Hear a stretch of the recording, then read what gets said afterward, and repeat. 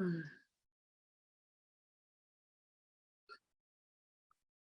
It's going slow. No worries, darling. Hey, we're here, love. The final countdown. There we go. Are we there?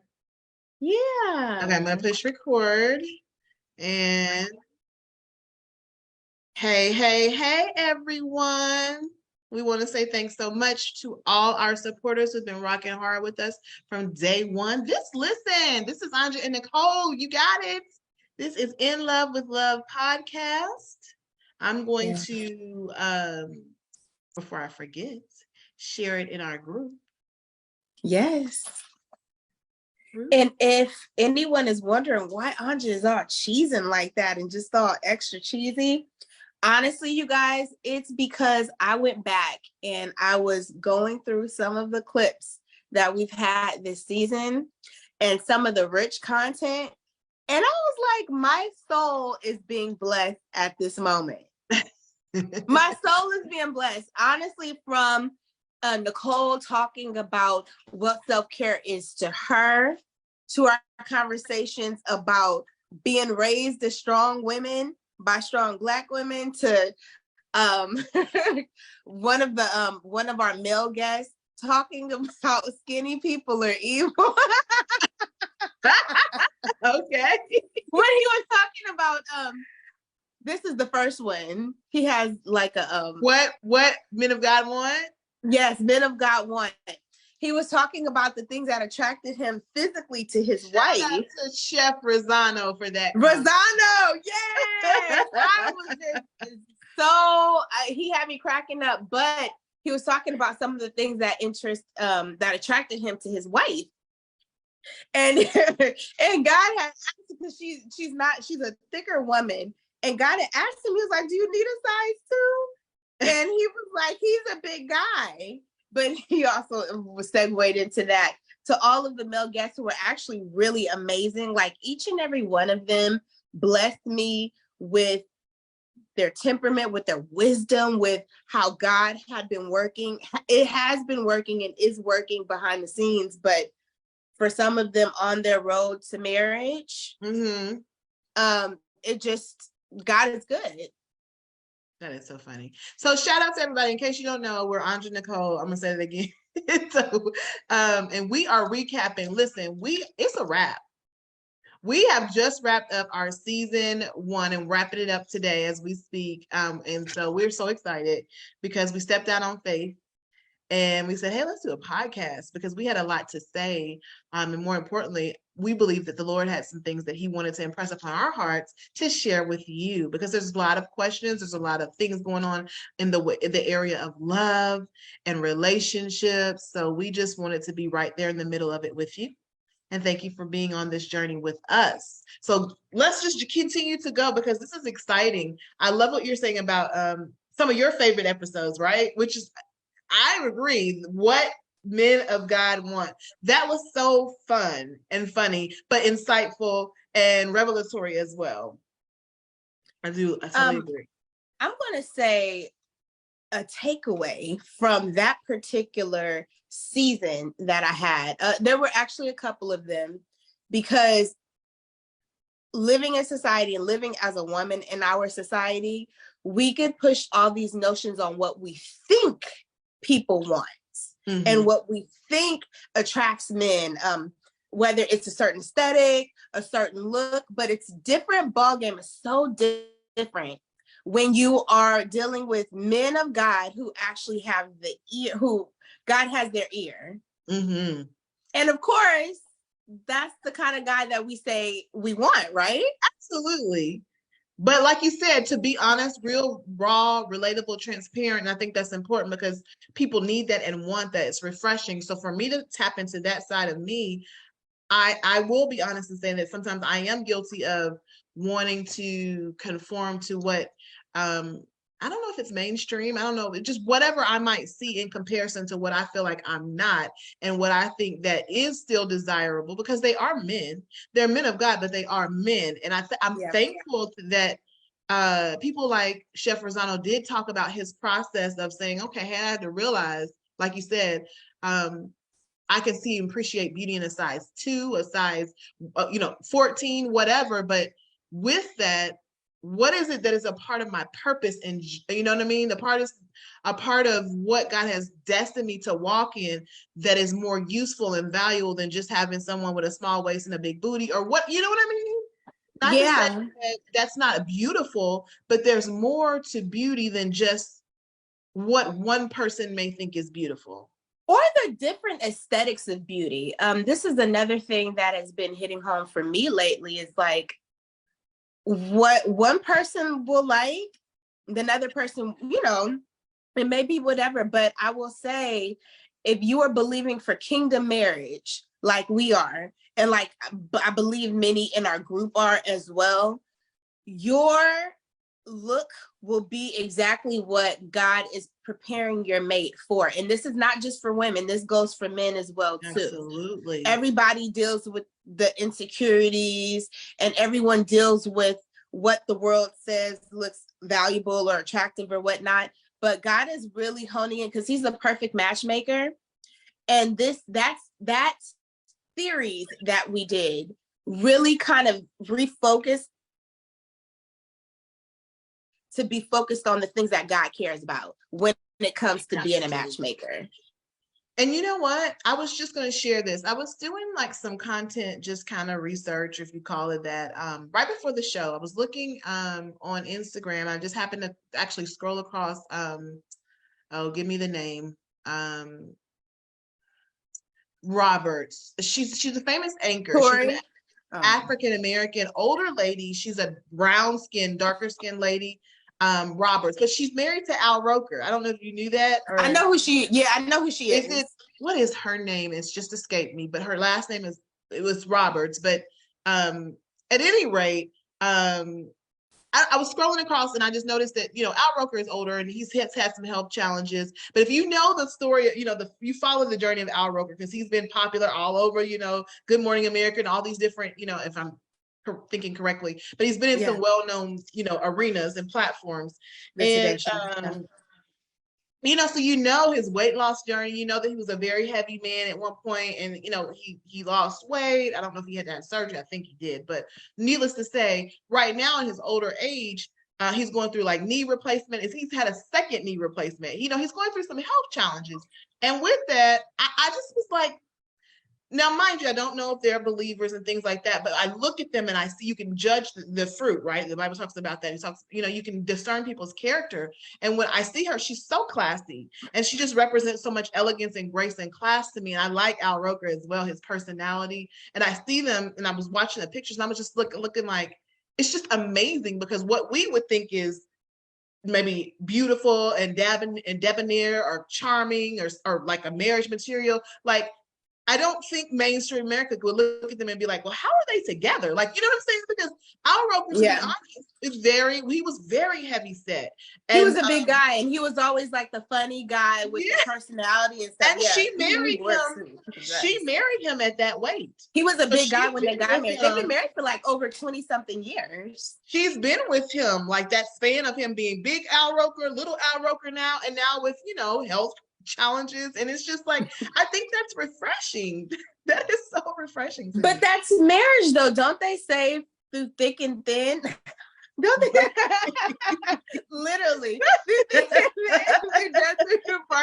But those are the things about marriage. And I believe that oftentimes, because in our society and even till today, we have this idea, oh, I don't like you no more. Oh, I'm not happy. You don't please me anymore. Excuse me. Just the work that marriage takes. Mm-hmm. And it's not all fun and games. You are literally two different people with two whole personalities, two lifestyles, two backgrounds, two generational bloodlines, like all that trying to come together. And that takes a lot of work. Oh, I saw her name, by the way. Her name is Deborah. Shout out to Deborah Roberts, who is his lovely wife.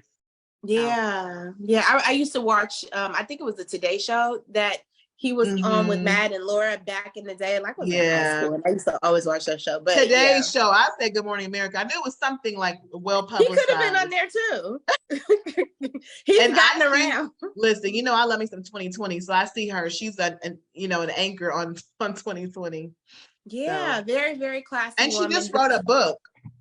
And you just reminded me too, the same with Luke Skywalker, George Lucas, his wife, Mm-hmm. you know, big guy. I think he slimmed down as he's gotten older, but she is successful within her right. But these women, very classy.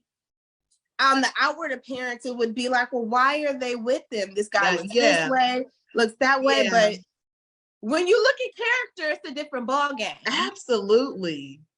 And I think, I don't know, many people probably don't look through the eyes of like character, but that is someone's spirit, man. You know what I mean? Like their character. Who is this person really? And what do they bring to when we say the table? I hate to say it's so cliche, but what do they bring to relationship? You know what I mean? What? Can I say something? Go ahead. I'm gonna whisper this because there's been a lot of controversy. I think that's what Ayamla was trying to say to the Ebony lady. Come on, let's go down that, because I mean this is all recap. Listen, we've been talking about relationship expectations. That's down our alley. Talk about it. I think that's what she was trying to say to the Ebony lady. She was trying to say, look at those things of character. Yeah. In a relationship, Ebony said if he owns the bus, he could own the bus, but is he a raggedy individual? Mm. And this kind of and it ties into all of those things, because I do believe that people love to be offended. First of all, you and I, we are. Now wait, don't go over that. Break that down a little bit. I believe, and I understand it, because so many people, as a Black woman, dark-skinned Black woman, a lot of my lifestyle, the way I was raised, a lot of people definitely came at me like, who do you think you are? With that. So I get the pushback that a lot of Black women have, like, I deserve, I want, I get it. I completely understand it. Well, and not having balance. You know what I mean? Like, so if you go from being treated like a doormat, and then you're like, oh, I'm not taking anything. Like, exactly. You sneeze, you're canceled and out of there.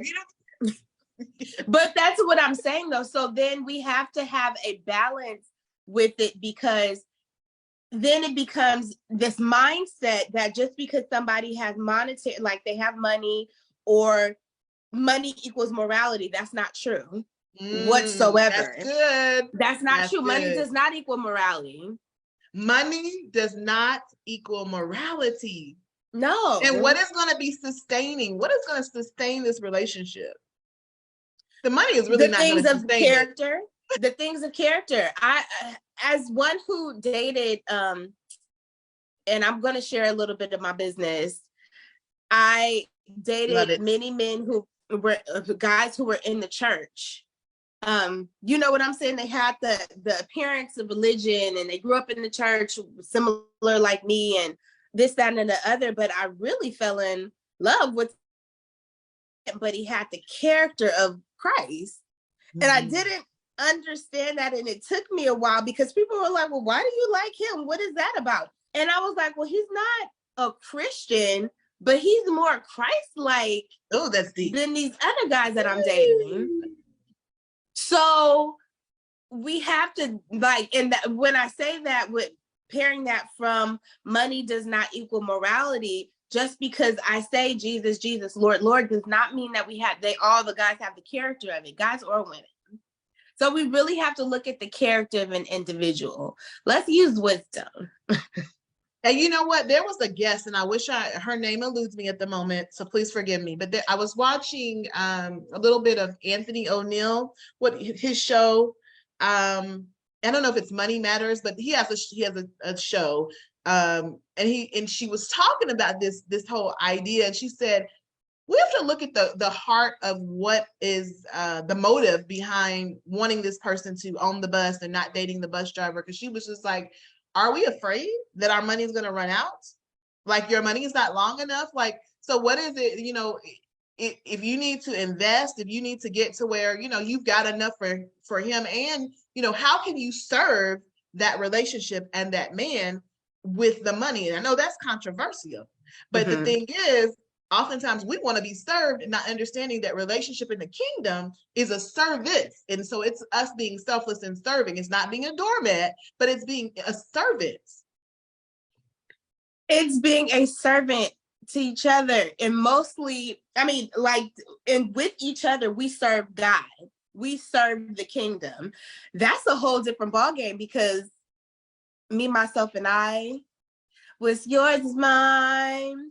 What's mine is mine. And I have to cancel that as soon as I sing that. But I grew up literally singing that Heavy D. You remember the song? I got nothing but love for you, baby. Yeah. I, as a kid, literally came into agreement with it and internalized that and carried it for so long. I'm telling you, we say this all of the time, but the songs that we come into, the songs we sing, the books we read, the stuff we hear and we say, it shapes who we are. Yeah.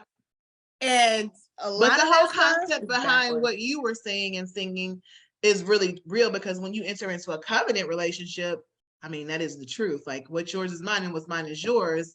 And I know that can be scary to a lot of people. That's why we're doing these whole prenups and things of that nature, but it's a whole nother conversation.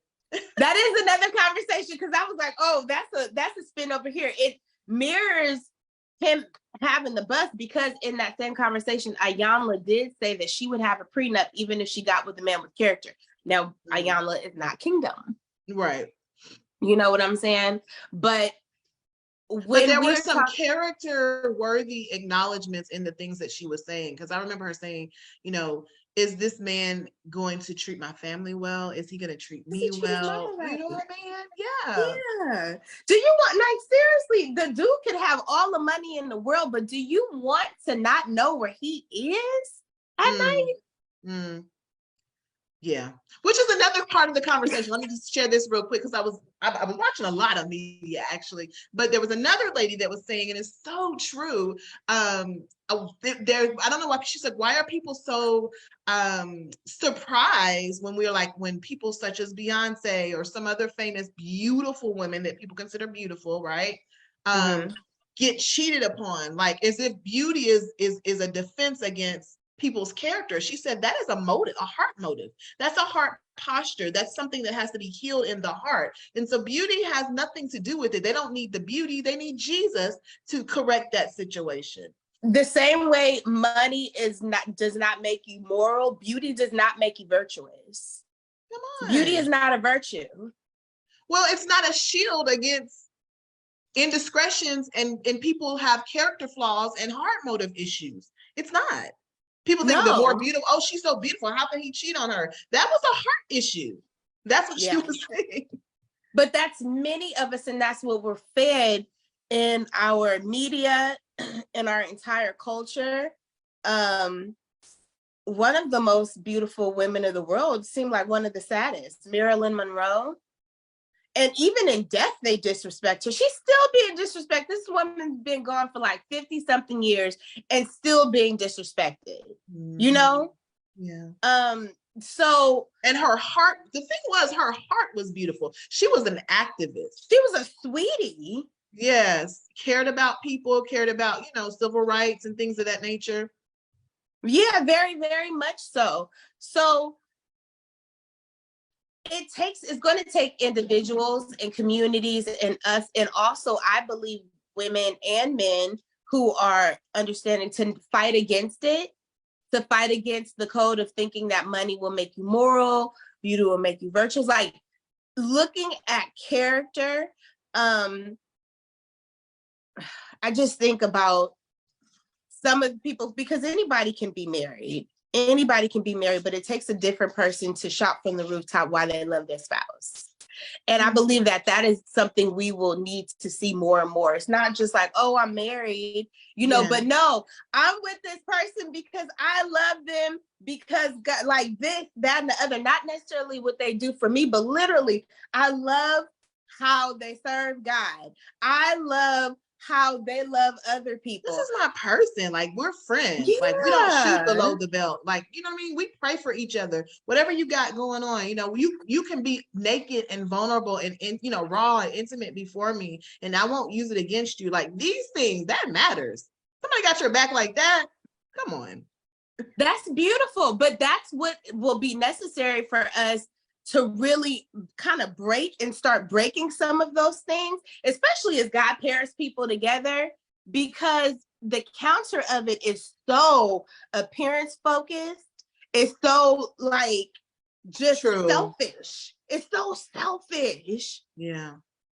And I don't want to totally dismiss, because then sometimes religion sneaks in and it's like, no, God created us to have aesthetics and beauty and to have visual, like we like what we like, in a sense.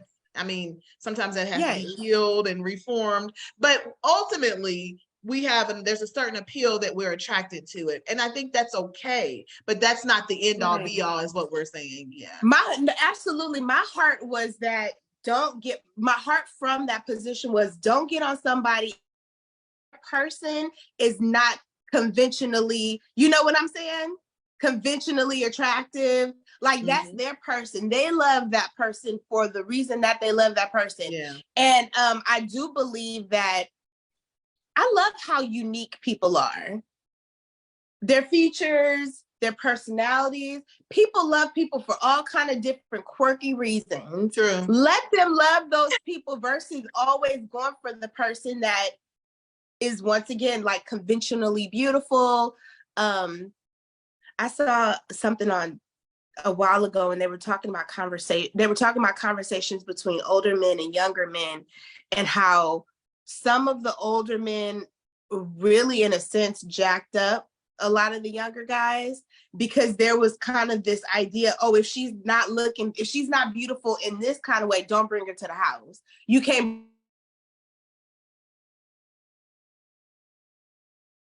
Uh-oh, what happened? it kind of cut out for a second. You said if she's not beautiful in this way, don't bring her to the house, and then you go ahead. Don't bring it to the house. Don't bring it to the cookout. You only want to date people who somebody else would want to date. Like, what is that? They want to be like, oh, good job, nephew. You know, yeah. Yeah. You know what? And to be honest, I was like, it was just interesting, because I guess I was at an event at my job, and the lady came through, you know, they had not seen the significant other.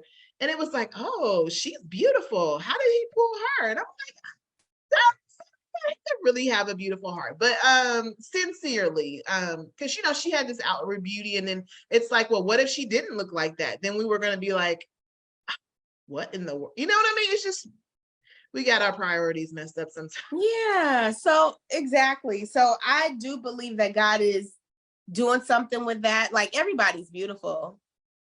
I mean, even if you're quote unquote ugly, you still have some beauty. There are still beautiful things about everybody. Absolutely. Because we're all made in the image, and image is not just the outward appearance, but like the personality, the heart. I think about that dude that had no arms and legs and stuff like that, and his wife is gorgeous. Like, you know what I'm saying? Yeah. So because she's looking at his heart, like, there are so many different things. So when we can get to that space, I believe society will be better. But that's what I got from Chef Rosanna. Well, I love it. Well, yeah. From our series of What Men Want, and, you know, I think all of our men, what men of God want, they were saying that they wanted something that was deeper than just physical beauty, physical aesthetic. They really wanted something lasting and deeper. So, what was your favorite or your takeaway from our series on being an elder brother? I just like the concept of thinking everybody has been in those shoes. And so for us to not, I guess, really judge too harshly either way, because the heart of someone anchored on the scripture of the prodigal son and his brother who was always there and feeling some kind of way, like, listen, you didn't throw a party. I've been here. But the thing is he's been celebrated the whole time. He's been in a celebratory place. He hadn't been in the pig pen. So it's like, okay, Can you rejoice with your father? Can you rejoice with your brother that he's back? Like, that man could have been dead out there, and then you really, really feel some kind of way if your brother was dead, So, but we all can identify with at some point feeling less than, or feeling in comparison to someone, or feeling insecure, and how God, we have to kind of, if we allow God, he'll heal us from those things.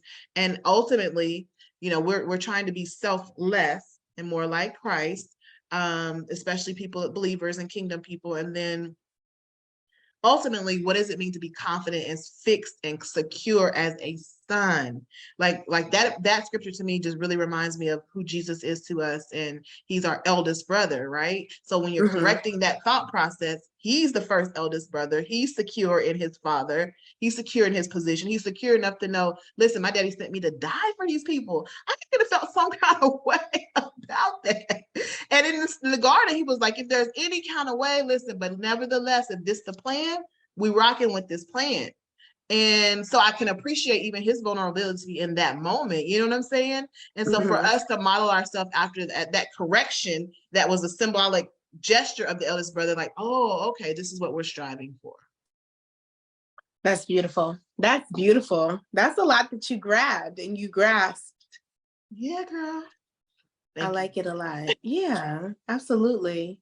My part, the biggest takeaway that I got from that series was the heart of the father for the eldest brother, and also the uncovering of the spirits of perfection, performance, and how it's not necessary. But I love that we followed it up with prayer.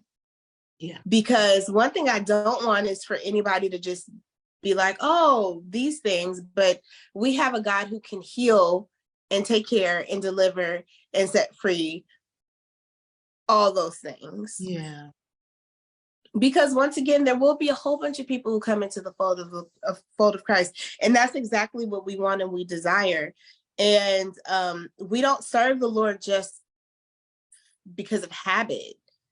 My desire is that we serve him because we love him and we are truly in love with him. So yeah. And that's not like the whole mentality, like crabs in a bucket, historically, people, whatever, for whatever reasons, but we don't have to have that, especially in the kingdom. We don't have to be that way. Listen, I lift you up. I'm celebrating you wherever you started. Get in where you fit in and let's go together, because we have assignments, you know what I'm saying? And if I'm busy and focused in my lane, I don't have to look over and say, well, what they doing? Well, wait, I've been in my lane. Why you just not getting here? No, let's go. I'm cheering for you too. Come on, let's go. You just jumped in, so let's go. What you need? Yeah. I think that once we realize, like, really get it in our spirits that we all need each other. Like, oh God, I was just having a conversation with my friend today, and I was telling her, I was watching a documentary on Michael Jackson. This was like a couple of years ago. And it was like, oh my God, Michael trained all of the 60s and the 70s for the 80s. So the 80s was the biggest decade for him. Like, huge. I don't know if we had ever seen anybody as big as Michael Jackson ever. And I still don't think we have seen anybody as big as him. The training that he did in the 60s and 70s, it was in a group. It was in community.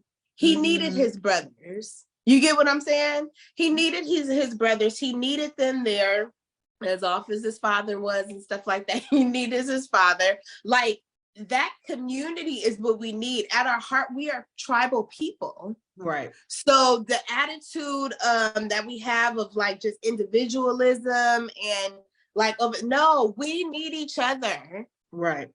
That's why it's kingdom. It's not just you over there. It's kingdom. And there's a whole message that we could preach in that, because I'm like on this whole study of just the importance of relationship to God, the value in it. And as much as we can be different and vastly disagree in our opinions and all this stuff, and sometimes the heartache that relationship can bring, the redeeming factor of God is what he meant it to be. there's so much richness in, like you said, community and relationship and what he meant it to be, especially with kingdom. Yeah. Yeah. I love that. It's so true because it's so true. Like, Mr. Rogers, I need you. Wait, where's that Barney? I don't know, girl. But it sounds, yeah, that's something he probably Mr. would Rogers say. used to talk about I love how me we're some all Mr. community. Rogers. Yeah, Yeah. he used to talk about like we need each other and stuff The too. neighborhood, baby. That's the community. He was like Mr. Rogers' neighborhood.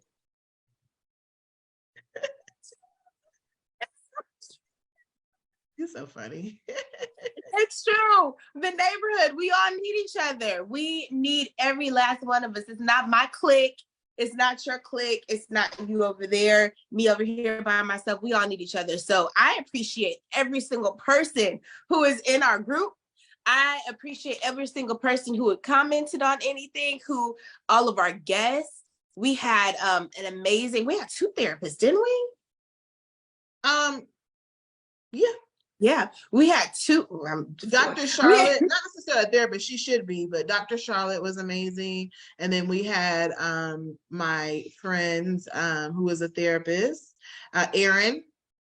Yeah, community. Yeah, so I thought Dr. Yeah. Charlotte was a therapist. That's okay. Okay, and then we had Mary come up here and we were talking about heart and bitterness. Beautiful author, woman of God. Yes. Woman of God, Arthur. Okay, now doing amazing things, leading prayer. She's doing a prayer right now where it's 40 days praying for the prodigal, praying for the prodigal. So God he's on the throne, and community is important. Not to mention, we want to shout out, is it Pastor Derek Andrews as well, who came and talked. He's got his own talk show that he does a phenomenal job with, talking about relationships and teaching all things relationships, as well as our other guest. His name is escaping me right now, but he was a phenomenal guest, and we thank him as well. Very, very kind man. He was really, really sweet. Actually, I was recapping on how God had but prepared him for his wife through service of working for the church. Yes. And I thought about it. I was like, well, how else better to learn how to serve? Mm-hmm. You know what I'm saying? And I love the practicality that he brought, and just trying to say, well, what he wanted and desired in a woman. And it was just so can do and very practical. You know what I mean? Yeah, he was extremely practical and I loved it. All of the men just brought such a different flavor to it, and you could just see how God I had to find his name. Justin Norwood. Norwood, yes, Justin Norwood. I love how God strategically used each and every one of them with their personalities to drive home certain points, because I heard, okay? My ears were open. I heard. I was listening and I heard. Yeah. So this has been a wonderful, wonderful first season. Yes, girl. So y'all hold on, strap in, and get ready. You haven't seen anything. You ain't seen nothing yet, okay? Not at all. Not at all. And so we are going to sign out, but we want to definitely say, please stay tuned to In Love with Love. If you are not following us on YouTube, go hop over on YouTube and subscribe to our channel, In Love with Love Podcast. We are there, and we're going to be doing a lot more of our stuff on YouTube. So make sure you like, you comment, you subscribe. Speaking of YouTube, and also, I'm sorry, go ahead. No, please. I was going to say, speaking of YouTube, so we were going to have our contest, but some people just anonymously, and thank you for that, subscribe. So we haven't gained subscribers. However, we don't know who subscribed, so we're not able to give a gift. But we appreciate you nonetheless. Thank you for the gift of subscribing and following and supporting. Yeah, and absolutely. If you guys have topics that you guys would like to talk about, we thank you for those who followed and liked and really tuned into our content. We're just being obedient. We're being obedient, and we are showing up. And there are such good things, honestly, from season 1. if you guys feel like you're getting a little bit kind of like, okay, Lord, where's my season? Or feeling a little disconnected, go check out some of our old episodes. Self-care, we talk about it all. We talk about self-care. We talk about being in love with God. We are very honest. We're very raw about where we were in that particular time and season. You get us. You get us. We were talking about the imposter syndrome. We had everything, baby. So check us out. Go to YouTube. Check us out. Check it all out. And so until next season, because I was gonna say until next time. Until next season.